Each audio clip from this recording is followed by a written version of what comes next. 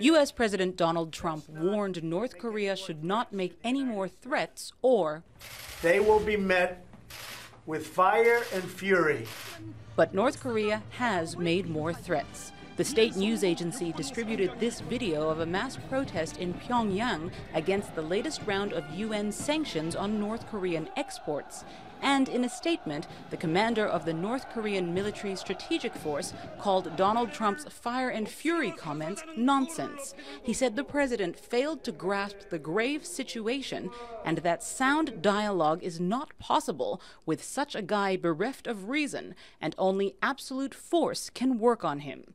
He outlined detailed plans to be finalized in days for the simultaneous launch of 4 Hwasong-12 intermediate-range ballistic missiles into waters just off the U.S. territory of Guam.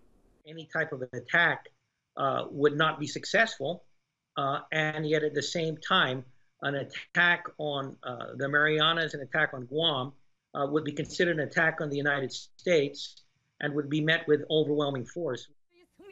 The North Korean plan would see the missiles flying over the Japanese mainland. That hasn't happened since 1998. Our government has been preparing for various possible situations that may call for the evacuation or protection of our citizens. Secretary SUGA says the Japanese government supports Trump's assertion that all options are on the table.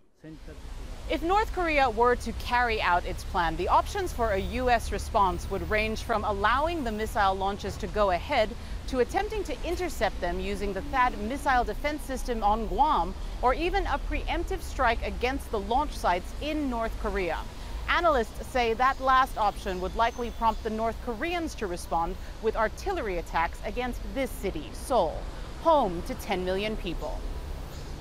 The South Korean National Security Council held an emergency meeting, and the Joint Chiefs of Staff issued this warning. If North Korea conducts provocation in defiance of our military's grave warning, it will confront the strong and firm response of our military and the U.S.-South Korea alliance. And there was this reassurance from the U.S. Secretary of State.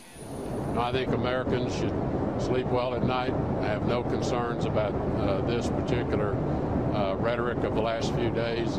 I think the president, again, as commander-in-chief, I think he felt it necessary to issue a very strong statement directly to North Korea. It's clear North Korea heard the message. What happens next is what is keeping many up at night.